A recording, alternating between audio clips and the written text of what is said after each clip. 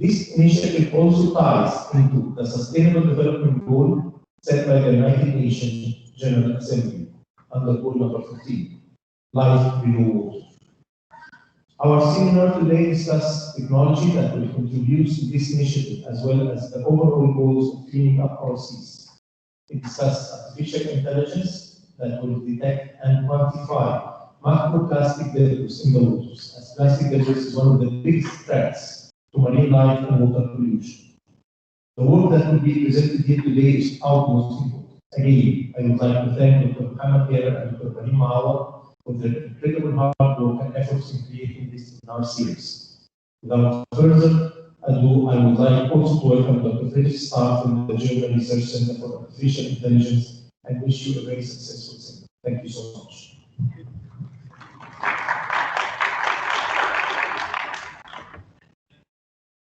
Okay, so the plan is Frederic will start now. We will have an opportunity for 10 to 20 minutes Q&A session. So I just want to have a special thanks to Fred. Fred is my close friend. I know him 11 years ago. He's my second highest co-author. I co-authored with him more than 20 publications, from a monograph book to journal articles to book chapters. So it's a great pleasure to have him in our first seminar in this series. So it's all yours, Fred. Thank you. Right. So first of all, thank you for the very kind introduction. I hope you can all hear me well. It's a pity I can't give this talk in person. I would have loved to do that, but maybe when times change and this whole crisis with COVID-19 is getting better, perhaps we can repeat this at some stage and do this in person. I would really love to do that. So thank you very much for inviting me to give this talk today. I will now attempt to share my slides with you. I hope that works. And sorry. Can you see the slides?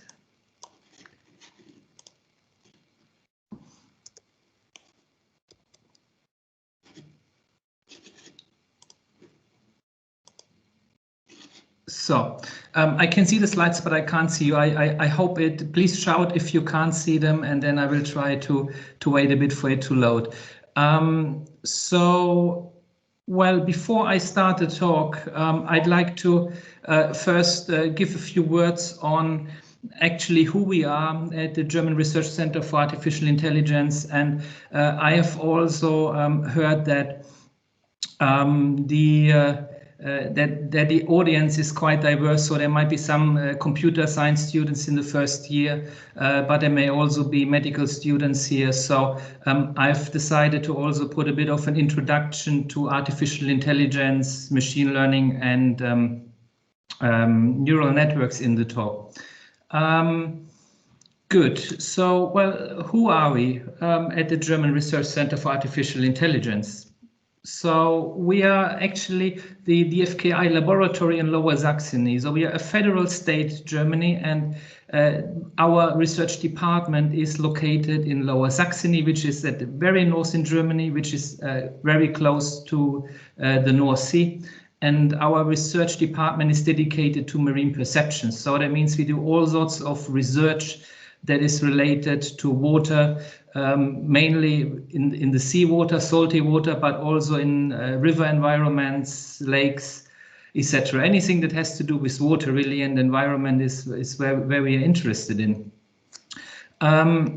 The German Research Center for Artificial Intelligence is actually organized as a company. So we are, well, GmbH, which is similar to a limited company in the English-speaking world.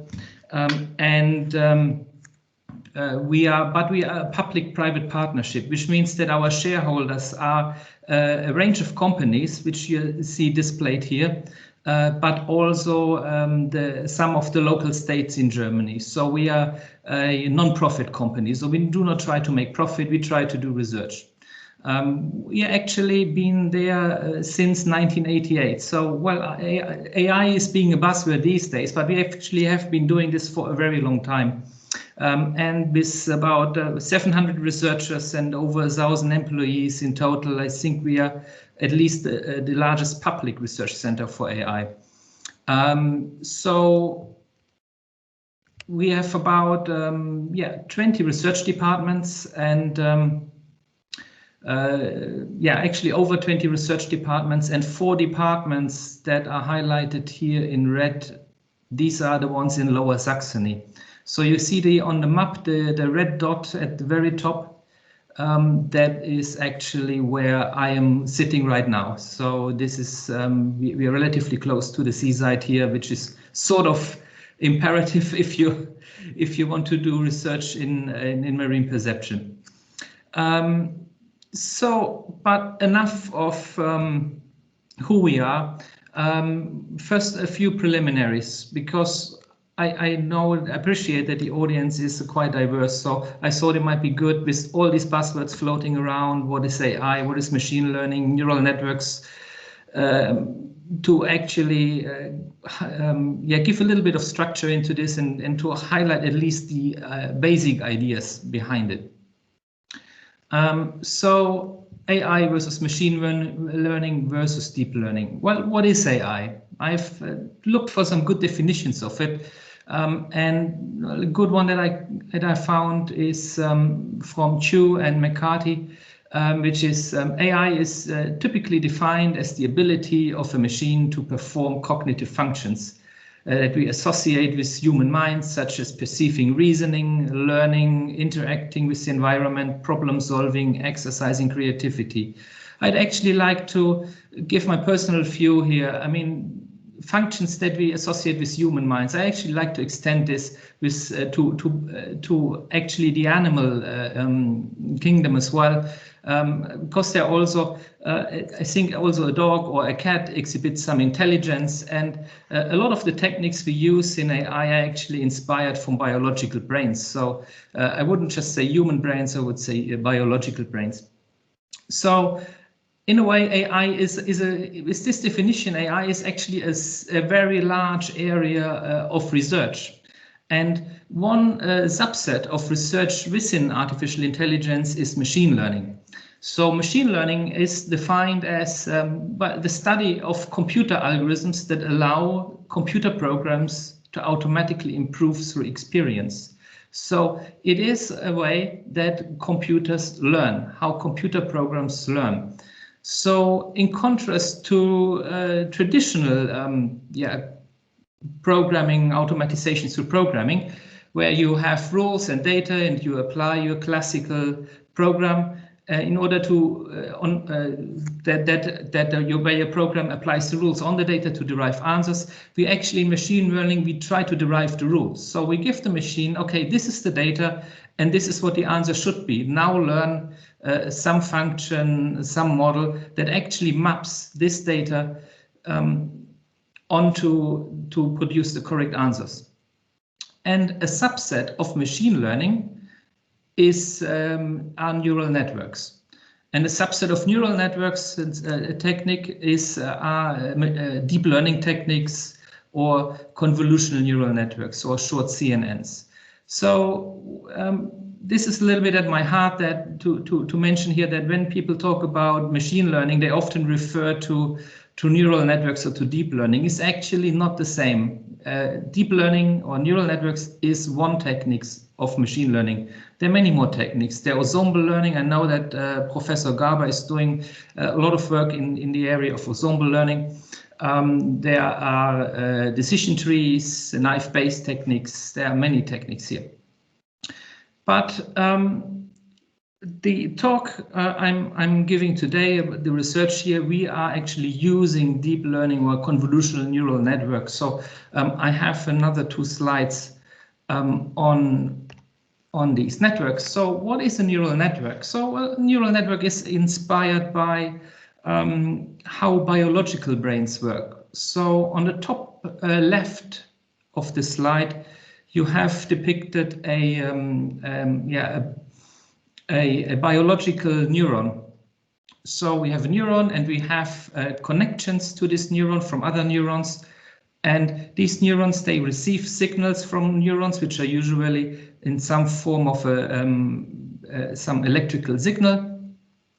And these neurons, they can then on themselves emit signals to other neurons.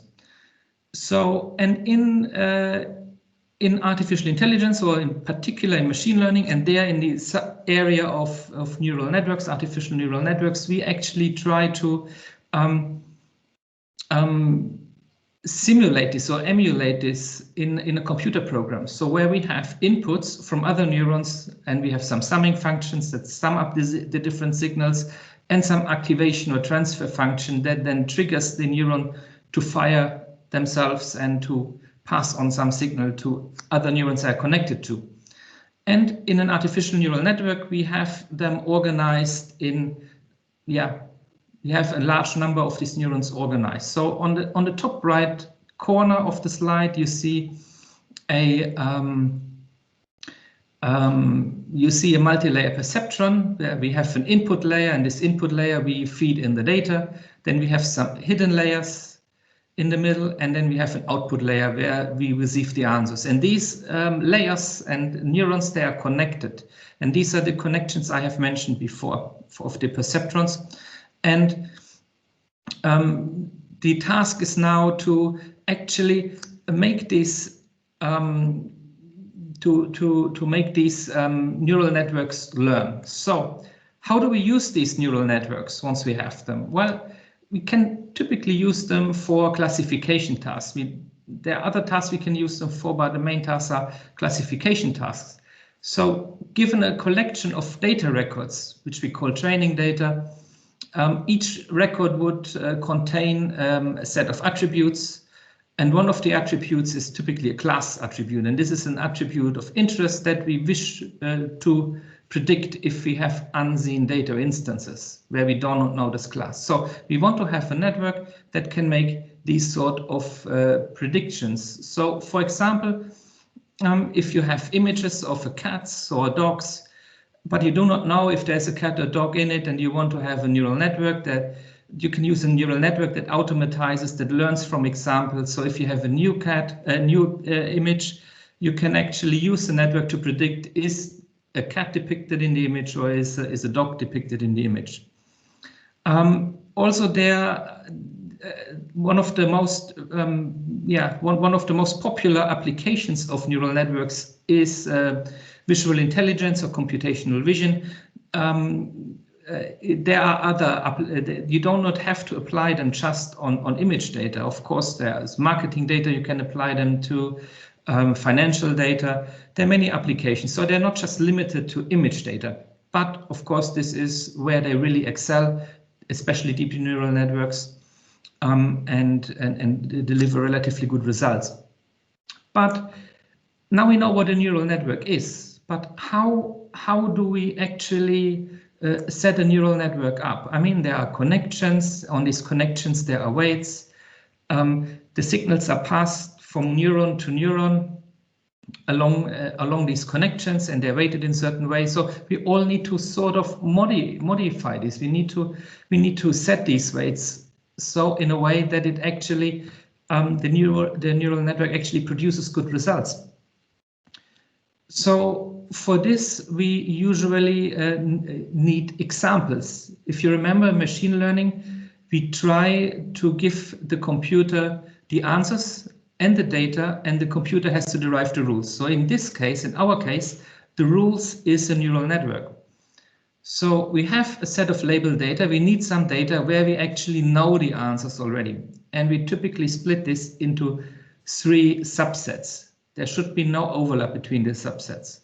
So on these subsets is a training data set, a validation data set, and the test data set.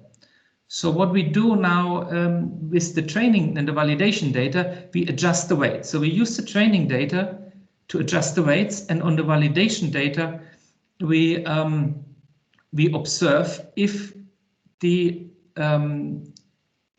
network improves if I have adjusted the weights. And the adjustment of the weights happens again through an algorithm. So we don't do this manually. We have potentially many thousands of connections in there. So we cannot do this manually. So there are algorithms that you can use to actually adjust these weights. But the important thing is you use the training data to adjust the weights and the validation data to feedback information into the network. Have I got it right or have I got it wrong? And once I have trained and validated the network, so once it has once it's finished training, I need to apply it on a test data set. This is a separate data set that must not have been used in the training and validation process. The reason why we do this is that there's one danger in training these neural networks, and that is that they overfit. So in a way, I try to optimize them towards the validation data. So they might be overtrained, they might overfit on over-optimized on the validation data. So if it encounters data it has never seen before, it might not perform well. So in order to have a really good assessment how good the network really is, we need to apply a separate data set, data that it hasn't seen before, which is called the test set. So, and for the research presented in this talk, we are actually using convolutional neural networks, or short CNNs. And there are multi-layer perceptrons, like the ones you have seen before. They contain dense layers, which means that are layers that are fully connected. So each neuron in one layer is connected to all the neurons in the adjacent layers. They typically contain many of these hidden layers. Hence, they're also called deep learning networks, because they're very deep. Their structure is very deep, so they have many, many layers. What is more special about convolutional neural networks is that they have so-called convolutional layers. So they have filters and detectors, for example, edge detectors, embedded in these layers that can already identify certain shapes and can combine shapes. And that makes them relatively accurate. Also, they're very data hungry, so they need a lot of data. They need a lot of training and validation data in order to perform well.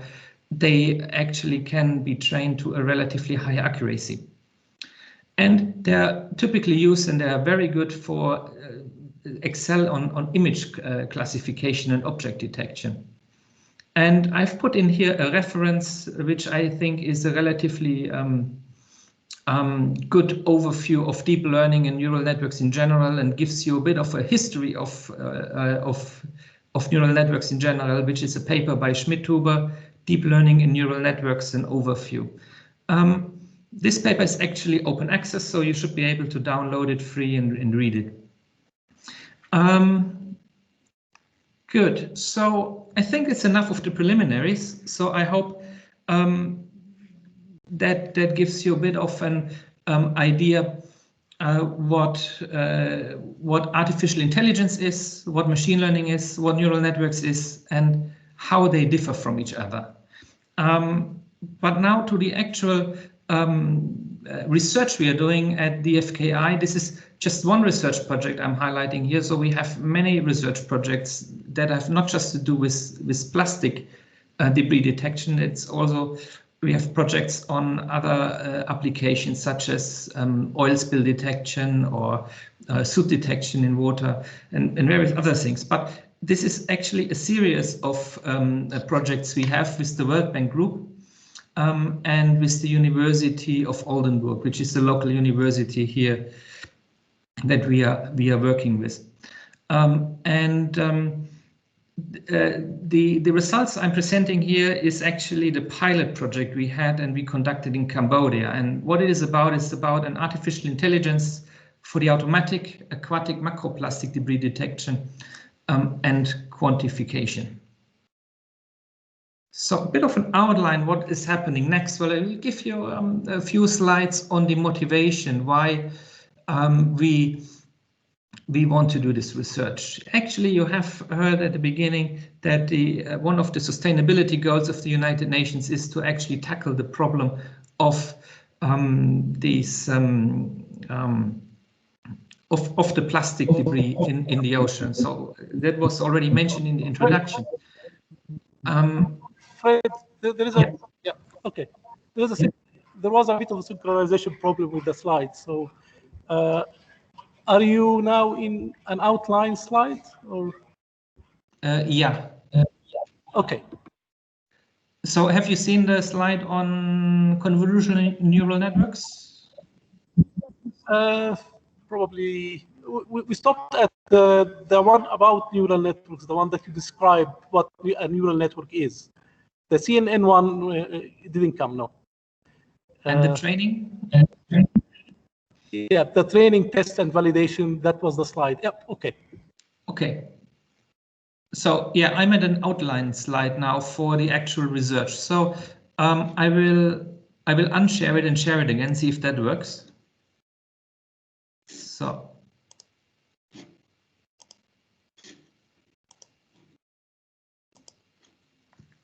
Can you see this now?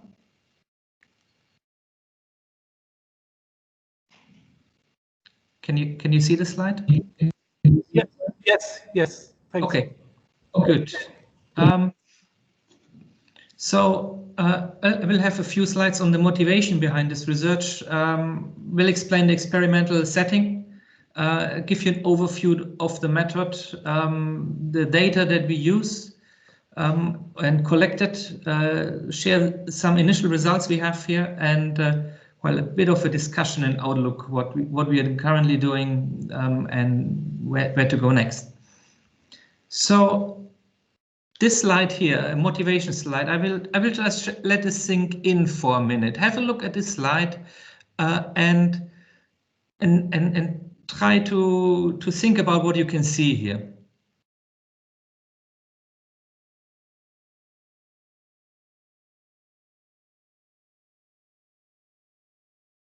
Right. So what is obviously this is an image that is taken from from a bird's eye perspective. It's actually taken from a drone. I think is about 50 meters altitude here, and is somewhere in Cambodia. And what you can see here is in between these two bridges. We can't. Sorry. Sorry, Fred. We can't see it. So can you probably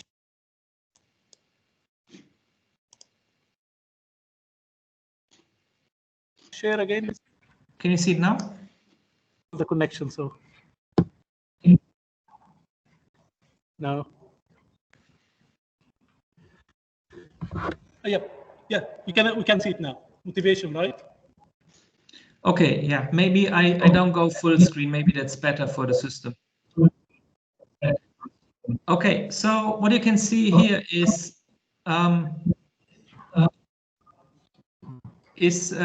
plastic debris. In between these two bridges, you see this small spot, right, with like white dots on top. This is plastic debris. And if you look at the very right of the picture, you can see there is actually quite a lot of plastic debris accumulating. And I think the image speaks really for itself. Here's the second picture. So what you can see here is sorry,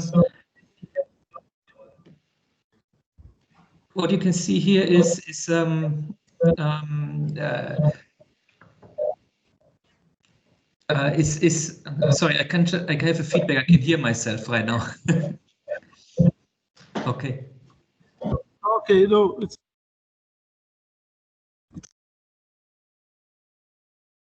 Can you hear me? It's okay. I'll mute. Don't worry. Okay, good. So what you can see here is also taken from a drone, which is about 6 meter altitude. And what you can see here is actually that the composition of the plastic waste. So you can see here a lot of bottles. You can see here food containers. So you can conclude probably this is coming from a nearby street food shop or some fast food restaurant somewhere close by. Another picture here. Do you think this is a landfill?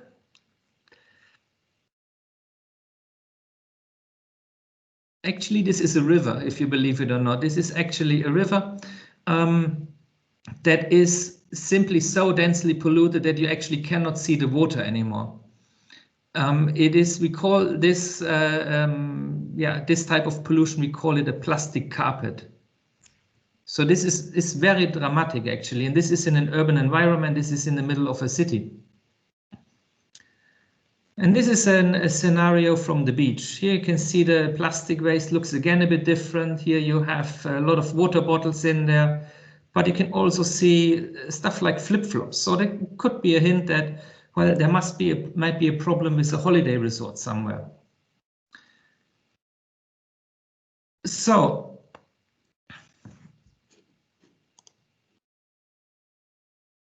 can you see this slide with the statistics?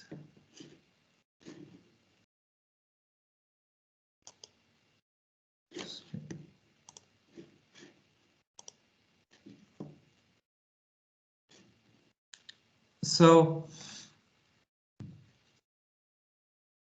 Mohamed, can you still hear me?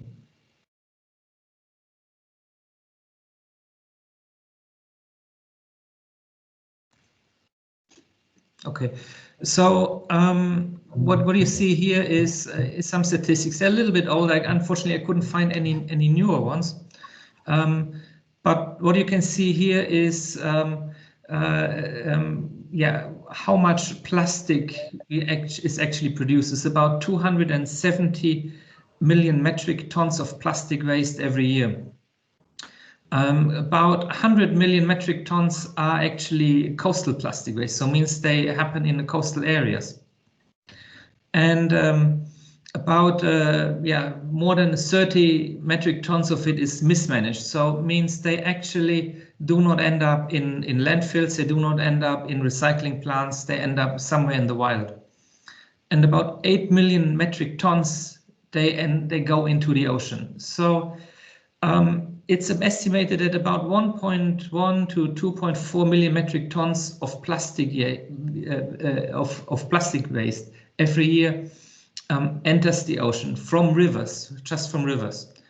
And about the top 20 polluting rivers are mostly located in Asia, and the accumulation of mismanaged plastic waste is disproportionately high in Asian countries.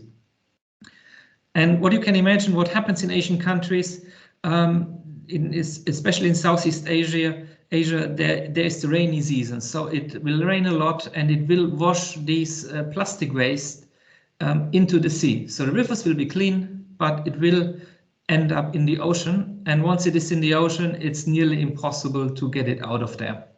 Once it's in there, it's very difficult to clean up. So for this reason, we do this research in order to tackle it a bit more closer to the source where the plastic actually enters the sea. So what effects does plastic in the oceans have? Well, animals like seals, turtles, and birds can get caught in larger plastic debris particles. And we talk here about macroplastic. So macroplastic is plastic that is larger than 5 millimeters.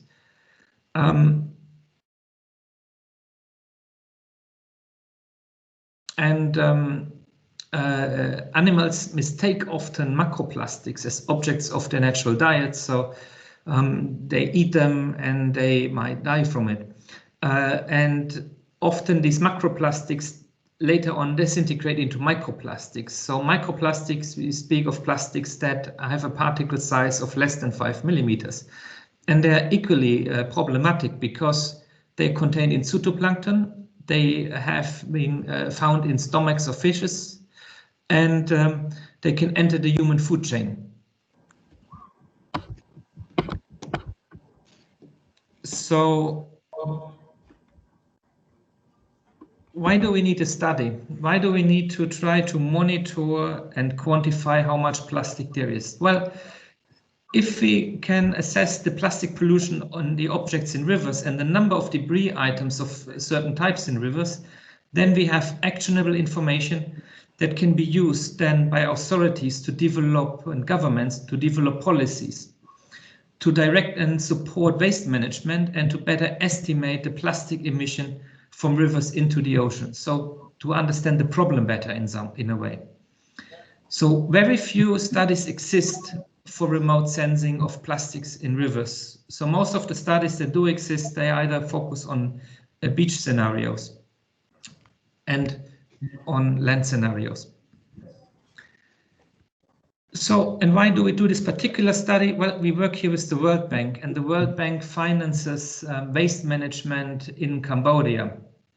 So, in order to reduce the waste, the plastic waste in the environment and in rivers and on beaches. And they want to have an instrument how we can remotely control and quantify the effects of the measures that have been taken to tackle the problem. Here on this slide, there's actually a picture of the river that you have seen from the bird's eye perspective earlier, where you couldn't see the water. This is actually the river. And normally there is a video and we can see how the plastic carpet moves along here. But I have omitted this video because I do not really want to stretch the bandwidth too much today. So what did we do? How was our experimental setup? Well, we have collected data locally. So we have actually gone to sites, identified sites where there is plastic waste, and where there is plastic waste, and have people there that actually measure how much items there are, what type of items there are, and then we have taken pictures of these scenarios. So we knew what the ground truth is. We knew, okay, there is that much plastic, and these are the types of items that you can find there. And then we have trained a deep learning network. Actually, we have trained several deep learning networks, and one of the networks is simply estimating, okay, there is plastic waste, or there is vegetation, or there's water, and the other one is a bit more detailed. It actually answers also what type of plastic items there are located and how many of them there are. So if we go to the next slide.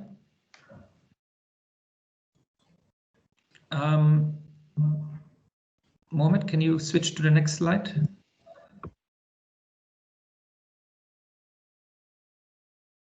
Good.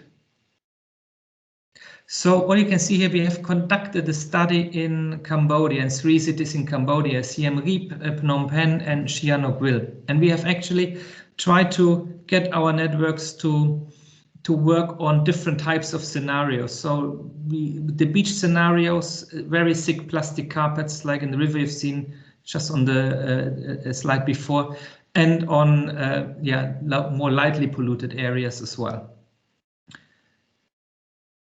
So if you go to the next slide.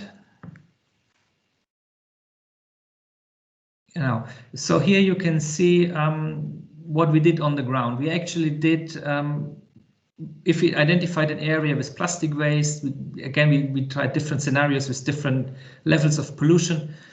We put some markers there to mark a area of 2 by 2 meters. And then we were flying the drones over it. With larger areas, like beaches, we have actually used fixed wing drones because they're very fast. And with other more ravine areas, we have used like quadcopter drones. And afterwards, we have then counted what types of items there are in within these particular boundaries. So if you move to the next slide.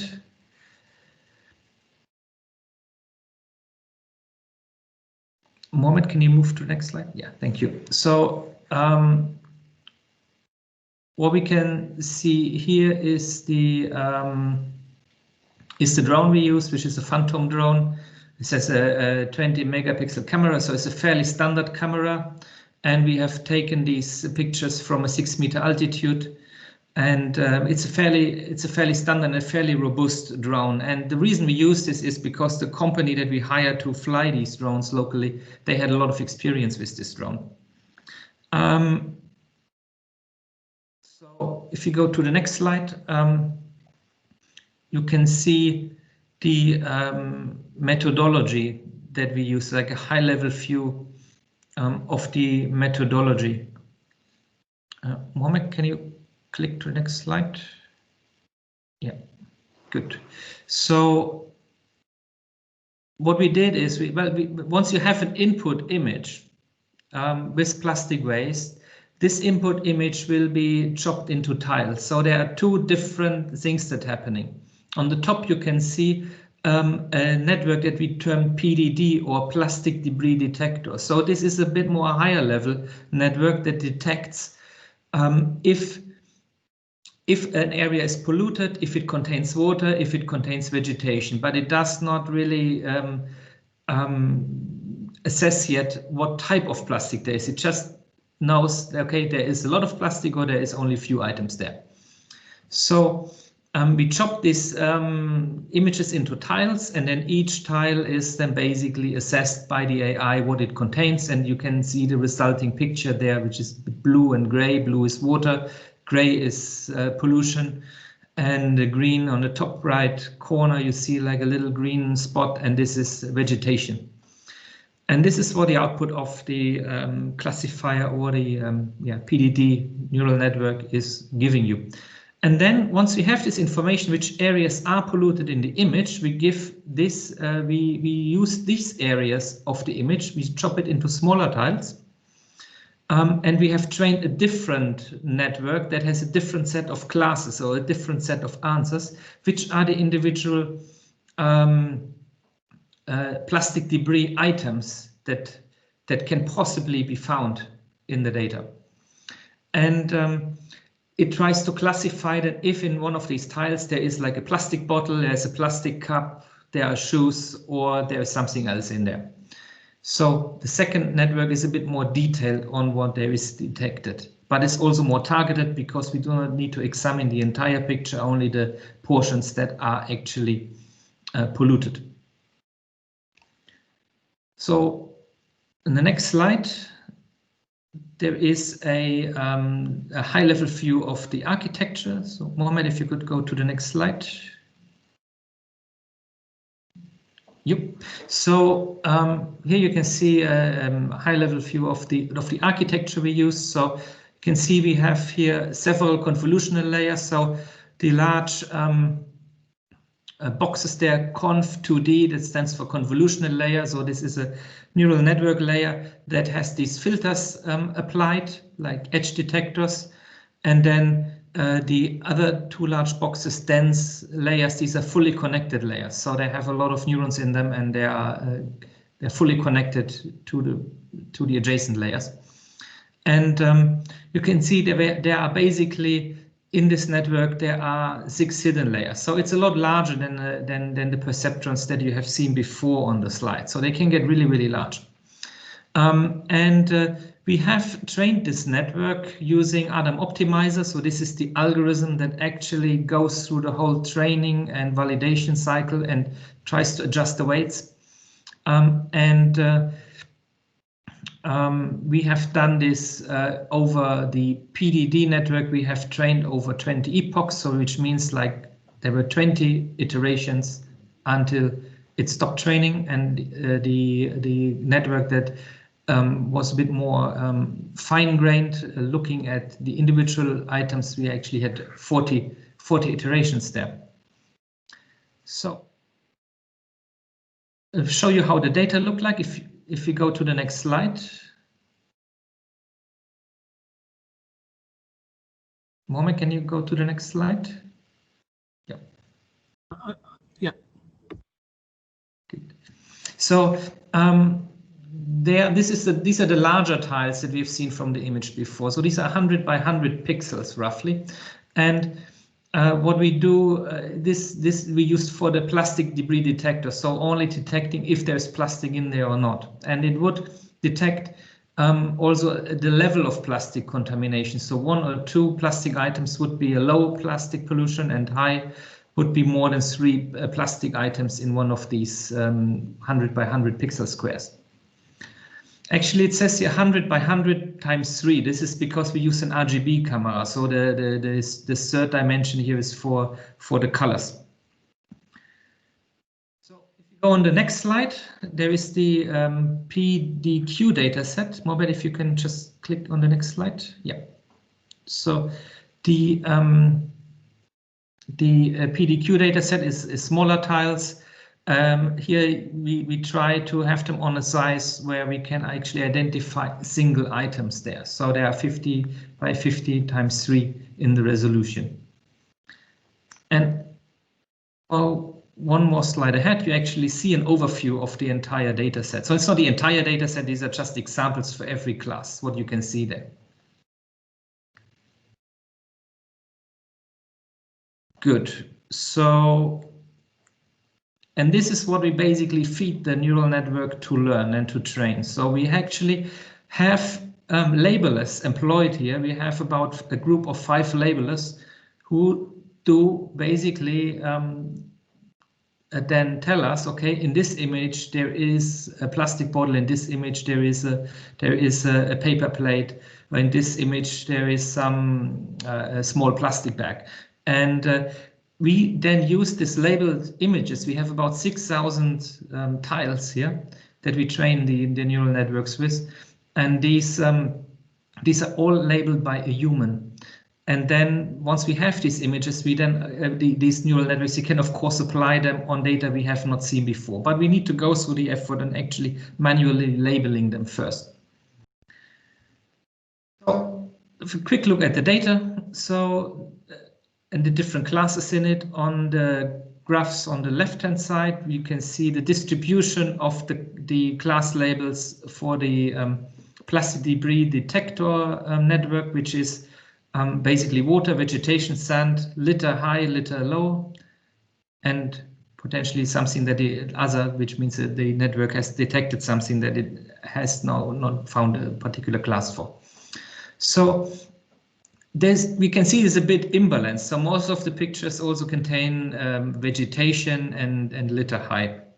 And on the right-hand side, you see this a similar plot that shows the distribution or the counts of how many tiles there are that contain plastic bags, how many tiles there are that contain plastic bottles. And you can see some of them are really underrepresented, such as plastic canisters, but others such as bottles and polystyrene packing, they are really overrepresented. And this is actually a problem because we would expect a neural network to overfit on this data.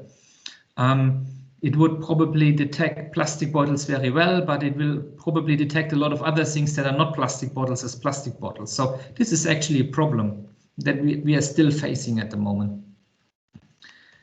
So you can see this problem here. This is Mohamed, if you can go. Oh, I think we are still not on the right slide. Mohamed, can you click on to the next slide?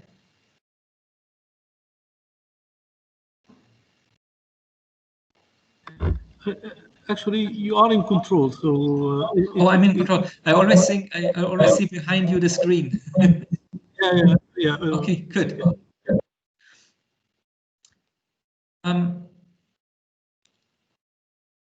So you should see a confusion matrix here now, I hope.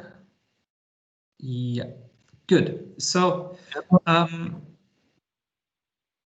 so on the left-hand side, you see a confusion matrix for the plastic debris detector, and on the right-hand side, you see the one for the individual plastic items. So a confusion matrix basically shows you the amount of items detected, the predicted classes versus the actual true class labels. So on the vertical, you see the true class labels plotted, and on the horizontal, the predicted ones. And what you can see here, so in an ideal network, we have very high numbers on the diagonal, and on the left-hand side, you can actually see this. What it does mistake a lot is, however, the pollution and pollution few classes. So tiles that have only 2 debris of item and tiles that have more than 2 debris of plastic in it. But this is not really too problematic, because what is really important is that we detect tiles that have plastic debris on it, and we feed these tiles into the next neural network. And of the next neural network, the plastic debris quantifier you see on the right-hand side, the confusion matrix doesn't look as good as the previous one. Especially what you can see here is, well, yes, of course, most of the diagonal has the highest numbers, so it goes towards the right direction. But there's some clear overfitting on plastic bottles. If you look at the column where there are plastic bottles, I think this is the column, the 5th from the left, you can actually see that it misclassifies a lot of other things as plastic bottles, and this is the effect of overfitting here. So there's a bit of a problem there. In this study for World Bank, the most important issue is actually the left confusion matrix. So to actually detect that there is plastic and where it is. The one on the right is something that could give us more information where the problem originates from. Like if there are a lot of flip-flops and plastic bottles on the beach, well, maybe we should look at if there's a holiday resort that doesn't take care of the waste management properly. But okay. A few quantitative issues that we have also encountered is shadows. So what you see on this image here is on the left-hand side, there is, oh, I think it's not loading yet. Oh yeah, now it's there, good. I see on the left-hand side, there is a shadow. And if there's a shadow, the neural network, well, doesn't really perform well, I must say. So it detects most of the tiles here as other. So the light blue color means it's some class it hasn't clearly identified. And the same we see on the plastic debris quantifier. There's simply a lot of tiles they're classified as no pollution. Also, they probably contain pollution. It's just not clear because there's a shadow. And sorry, yeah, another problem here is lighting conditions. Apart from in the top figure, you also see an obstacle there. Of course, if there's an obstacle, there's not much we can do about it. We cannot see what is underneath. But you see this metal beam there, so the network misclassifies it there because you cannot see what is underneath. But why I've put this image there, because it is actually overexposed. And overexposed, sorry, it is actually underexposed. And you see, sorry, not under, so it is overexposed. So you can actually see that it comes up with a lot of polystyrene packing, and these are usually materials that are very bright white. And if it's overexposed, means there's a lot of light, and it means that because of the bright light, a lot of items are actually misclassified as polystyrene. And it's underexposed images.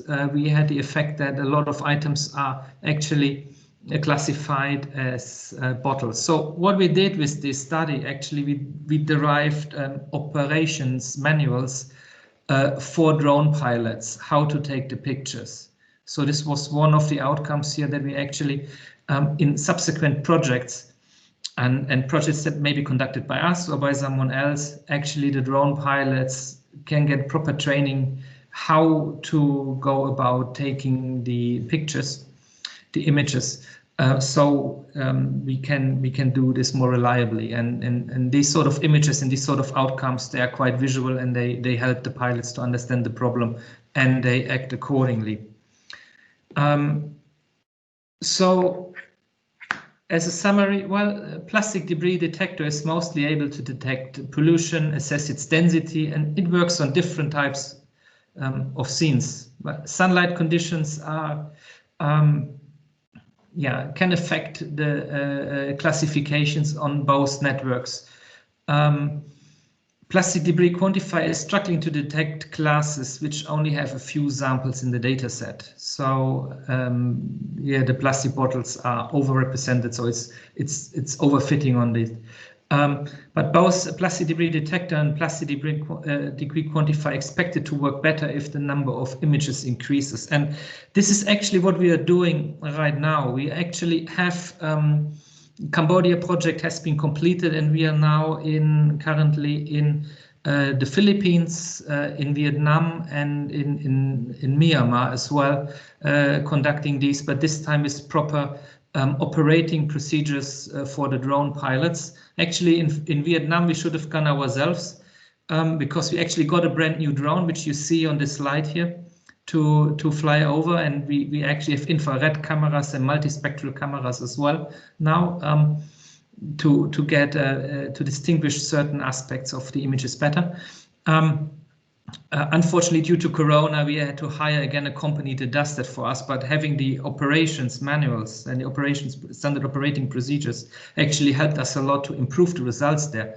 Unfortunately, they are not published yet, so I do not want to reveal too much of it, but there is most likely gonna be another paper that has taken care of many of the problems that you have just seen. Especially the problem of class imbalances, I think we have tackled now, because we have a lot of more images from the Philippines and from Vietnam. So we actually have a much better balanced data set now available. It's just the labelers still need to do their work on it. And good. And that's the end of my talk.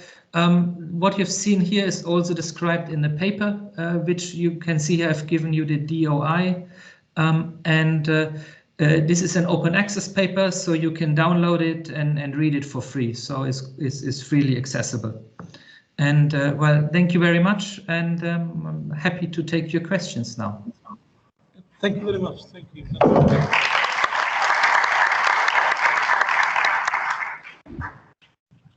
Any questions, please?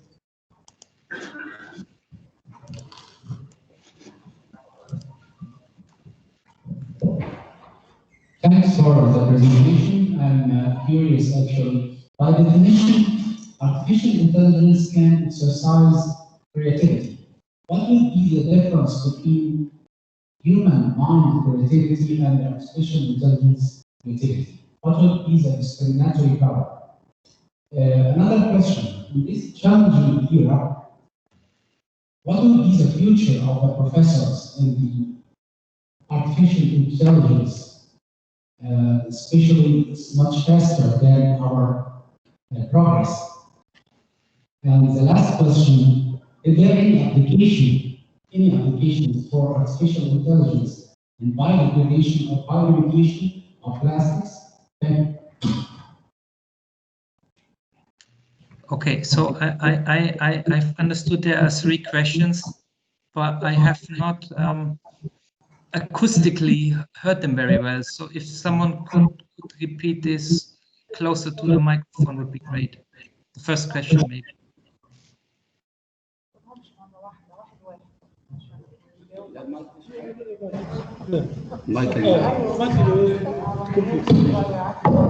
Okay, my first question, by definition, artificial intelligence can exercise creativity. So, what would be the difference between human mind creativity and artificial intelligence creativity? What is the discriminatory power? What is the distinguishing ability of our human mind over the artificial intelligence? Okay, so this is the first question. So okay, I will repeat the question with my own words to make sure I understood it. So I think it is about what distinguishes our mind from an artificial intelligence, especially if it is developing further. So where are the main differences here?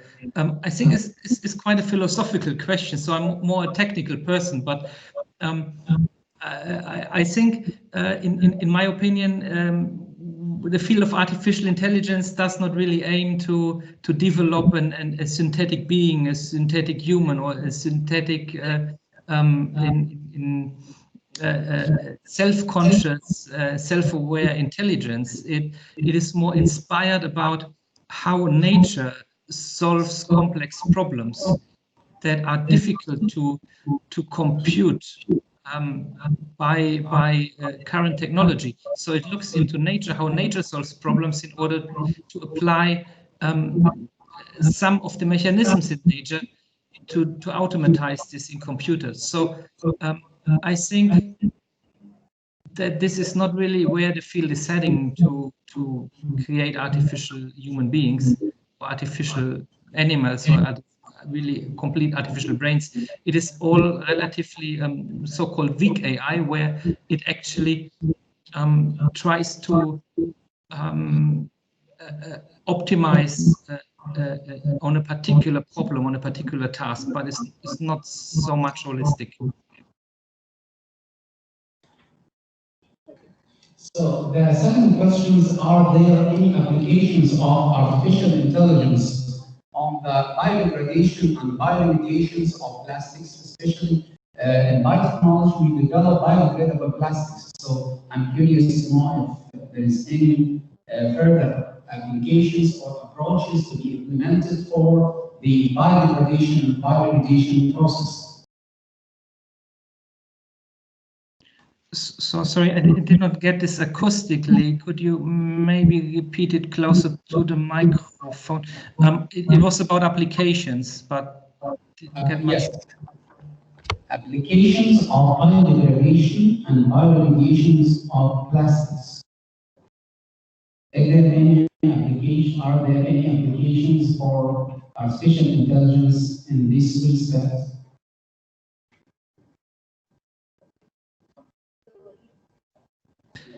I'm sorry, I did not understand this very well, the question. Perhaps it could be typed in the chat, so then that might be better. Sorry about that. No, it's okay.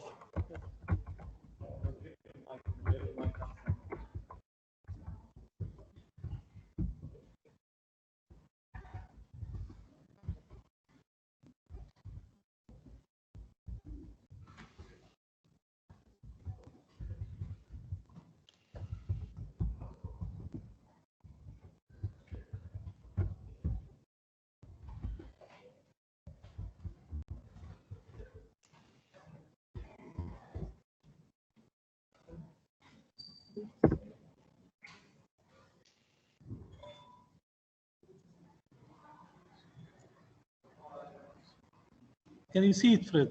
Yes, I can see. Yes. So thank you. So are there any applications of AI in biodegradation and bioremediation of plastics? So I'm not aware of any. That doesn't mean they don't exist, but I'm not aware that there are many studies in this area. I think there is some work going on in the area of bioplastics and how to distinguish bioplastics from actually real plastics. So this could be a challenge here, because biodegradable plastics, they resemble real plastics. They will look on an RGB camera relatively close to what a real plastic is, but they're biodegradable. So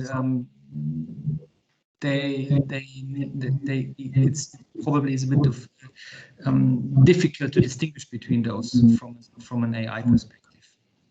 I'm not sure if this answers your question. Right. Okay.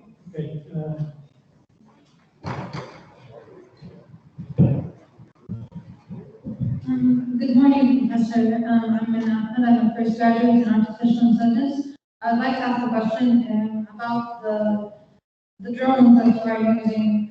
When you picture the images that get from the drone, the migration area that you have between the pollution that is there any based on land team that that by themselves they look at the pollution itself and identify it and take pictures? Okay, there was a question on the images on the cameras. I'm not sure if I got this right. Can you maybe type it in the chat as well? Sorry about that. I think whether they know that they are collecting the ground truth. Yes. So whether those that manage or fly the drones know where to find things and label things, or how it works. Yes. Okay, yeah, okay, good. What we do there is we actually we work with partners locally, and they know the area, and they identify a site where we know there is plastic, and then we study this particular site. So the purpose is here to actually we're not flying with the drones and try to see if there is something that we there is some plastic debris, and then we just take a picture. We actually investigate beforehand, before we collect the data. We mark the area to know how large the area is where we take the picture from, and then we take the picture. And then everything that is within this square that you have seen earlier on my slides, 2 by 2 meter square, this is then being counted. And then a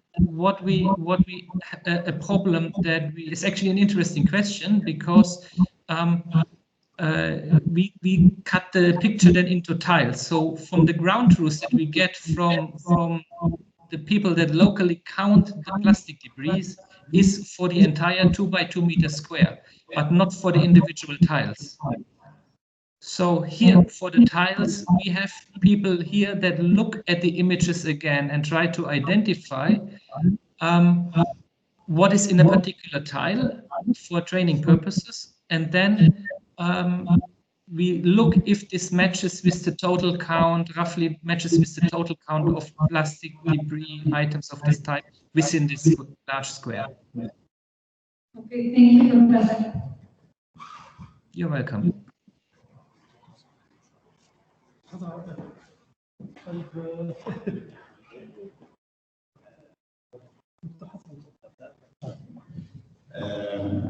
Thank you very much, Dr.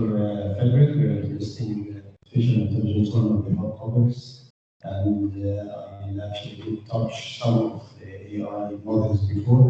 I'm a professor in physics and here at Galala University of Faculty of Physics. So my question is, what is the limitations to train AI model? For example, if you want to detect a foreign body, how many images you need for the same foreign body to train your model? To make sure if you actually run this model again, this model will give you the exact foreign body. Okay, so I will repeat the question, make sure I've understood it. So it's about how many pictures do I need to detect a certain type of plastic? Well, so how many examples do I need of this? Well, this is really difficult answer. I think the deep learning networks, they are usually very data hungry. So the more data I give them, the more they improve. Of course, there are limits to that as well. But the problem we're facing right now is more the imbalance of the data set. So we have about 6,000 tiles, and classes like bottles are a lot overrepresented in there. So a lot of debris items that have low representation are misclassified. So this is a big problem, and this is what you actually have pointed out here. We need a lot more data on items that are underrepresented, and this is exactly what we are currently looking at. So we have now collected more data in the Philippines, in Myanmar, and currently collecting Vietnam. Vietnam is still ongoing, and to increase the count of tiles, the amount of tiles we have with the low count items there. So we try to increase them. But what you pointed out is also related to another problem. What is if a new type of plastic debris appears in the world, like this one here, yeah, a mask. So we're seeing a lot of masks currently in Vietnam, but the classification system we have actually doesn't match these masks. So we are given the classification system. So we are not free to choose the classification system, unfortunately. And these masks are not in there. It's a big problem for us. So Thank you very much. you're welcome. You're very welcome. Thank you. Hi, Professor. Thank you for taking the time to give this talk. I have a couple of questions for you. The first one is, what is it exactly that your model analyzes or looks at? Is it the pixel patterns and colors? And the second question is, does your model require like minimum image quality or pixel density to work accurately? Thank you. Sorry, can you maybe repeat the first question? Yeah. So the first question is, what is it exactly that your model looks at? Is it the pixel patterns and colors? So the model looks at, well, it has several convolutional layers in there, which are edge detectors. So it will look at edges and position of edges as well. But it will also look at the colors, and we can see this on some mistakes that the network has made. For example, water that is relatively disturbed and brown, because there's a lot of ground in it, is often misclassified as earth, as ground, which is also a problem we are working at the moment. So it certainly considers color. So it's definitely programmed to consider color, and it certainly does. Otherwise, it wouldn't make this type of mistake. And actually, this is a mistake we have solved because we're using now multispectral cameras, so they go into a lot more dimensions than just the 3 RGB colors. I hope that answers your first question. So the second question is? Yeah, the second question was, does the model require minimum image quality or pixel per inch density, for example, to work accurately?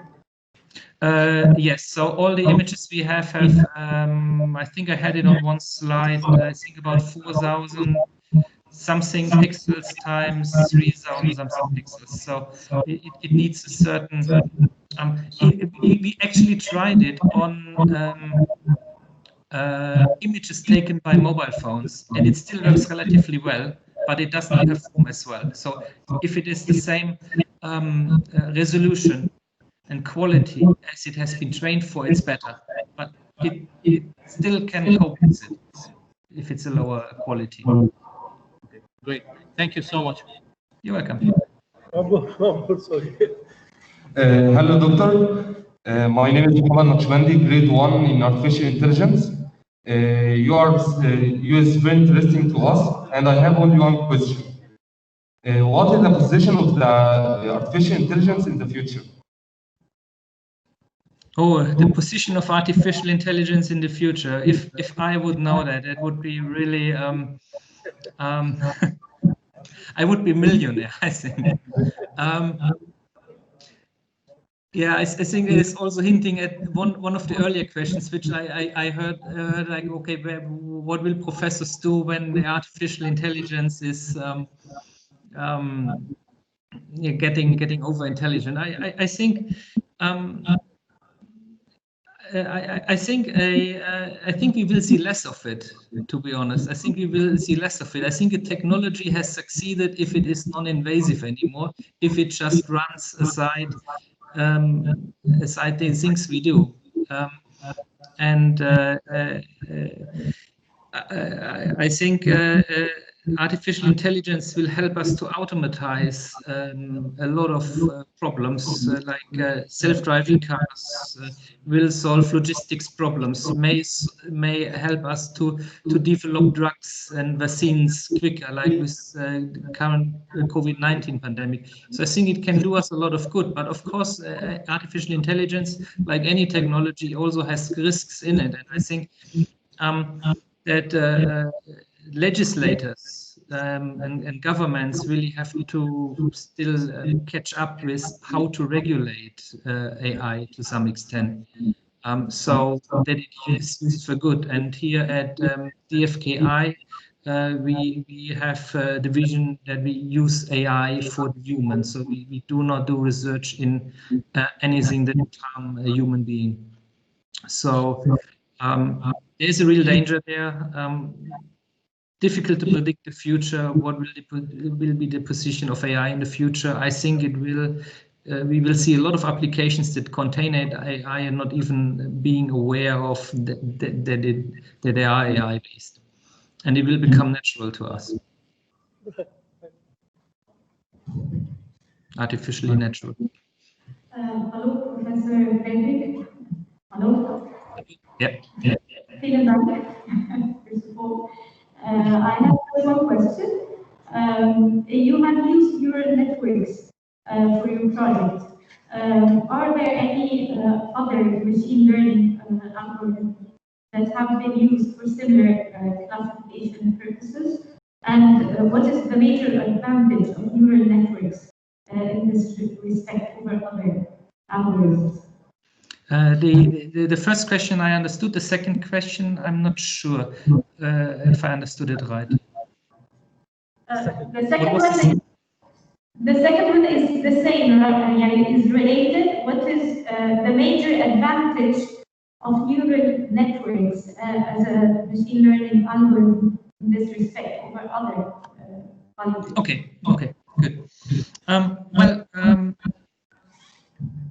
If there have been other algorithms used for similar problems, yes, there have been. I think we came across a random forest, so Zombie learning technology to work on to detect plastic debris on beach scenarios. So where there is water, where there is sand, and where there is plastic.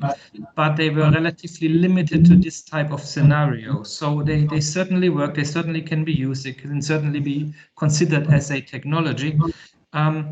However, deep learning techniques have simply in the literature, have simply excelled on applications like this, where you need to detect objects, where you need to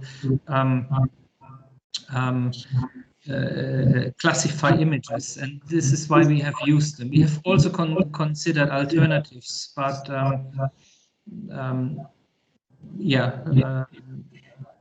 we have stuck to those because we got initially really good results, and a lot of the problems that you have seen before, they are relatively tricky to solve with neural networks, but they can be solved as well, and we actually have. I think it also comes down a lot to the data that is being used. If you have a good quality data, then you can actually train a relatively good neural network. Okay, are there more questions? Guten Tag, Herr Stahl. Hello. Vielen Dank für diese Präsentation. I need to know what's the difference between what we are doing in geography in the field of applied remote sensing and image analysis and what you are presenting today. We are doing the same, like soil classification, like urban expansion, something like this, the same. It is a difference. Can we call it as artificial intelligence as well in geography? Sorry, I've understood that you explained an alternative approach, and if it can be called artificial intelligence. It's the same what you are doing in geography, you know? So it's, can I, so is it, so Fred, we can collaborate with Right. It's in geography, but you do it manually, not automatically. Did you understand me? Should we ask it in German? Oh, it might help if you don't use the microphone, because I always get an echo. Maybe that's if you just speak into the. Okay. Herr Stahl. Yeah. We are doing in geography department the same. For example, soil classification or urban expansion, you know. Yeah. We are taking the same methodology you are presented us today. Yeah. Why you call it artificial intelligence? Can we call it the same, what you are doing in geography as well, artificial intelligence? Or is there a lack between what you are doing and what you are doing, what we are doing and what you are doing? Okay, so you... The technology gap between us? Okay, so thank you. What I understood is that you're also using deep learning networks in geography. Is that right? No, they are not. No. They are just doing. Yeah, they are targeting the same problem, but using different methodology. Yeah? So I think that So what is the difference? German. So I think. Ja? Soll ich in Deutsch fragen? Ah, ich habe schon verstanden. Ja, okay. I've understood. So so you speak German, right? Ein Österreicher, you know? Ein bisschen, yeah. My uncle is actually from Cairo, by the way. So okay. Well, what makes it an AI is, or machine learning technique is, because it actually learns the weights and adjusts the weights itself. So it actually creates the function and maps the data onto the answer. This is automatized. So this is what would render it an artificial intelligence or a machine learning technique, because it can automatically learn and map from the data to the answers the actual rules. So it finds the rules itself. So I'm not sure what techniques you use, if they also are able to automatically detect rules from data to answers. If it's supervised techniques, then there might be artificial intelligence techniques or machine learning techniques as well. But I'm not aware of which are the techniques that you are using in particular. Okay. Thank you. Okay. Thanks, Frederic, for this nice talk. I am a mathematician, a professor of mathematics at Galala University. I'm just asking, neural network. What about delayed network? You know, from neuron to neuron, the signals takes a time if it is already very small, but it seems to me can affect of your work. So if you have applied delay time in your work before in delayed network or not? This is my question. Thanks. So it was a late network. Delayed network, delay time in your work. Delayed time. Delayed time. Delay time. No, we have not applied that. Yeah, I know. This is sometimes maybe it's very hard to work. Okay, thanks, Frederic, for your nice work. Thanks. Well, you're very welcome. Okay. I hope I have answered your questions satisfactorily. Hello, Professor Frederic. Hello. I'm Ibrahim Moawad, the Program Director of Artificial Intelligence. I'm working with Professor Mohamed Gaber, and I'd like to thank you very much for your interesting lecture talk. And I'd like to see you in Egypt soon, in face-to-face in another lecture. Yeah. Thank you very much. It was a pleasure.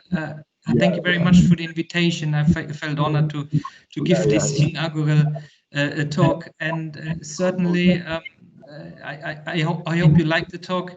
It was useful for your faculty, and I'm certainly happy to do this in person as well. Yeah, I'd like to thank you again and see you inshallah yani, here in Egypt or in German. Okay, thank you. Yeah. Definitely. Okay. Thank you very much, Fred. And sorry about the interruption and all that. It's all we are relying on mobile networks, which is not very reliable here. So it's okay. It's perfectly okay. No problem. Thank you. Thank you. Okay. Cheers. Bye. Cheers. See you again. We'll see you again. See you again. Yes. Thank you very much. Bye. Salam alaikum. Salam alaikum. Salam.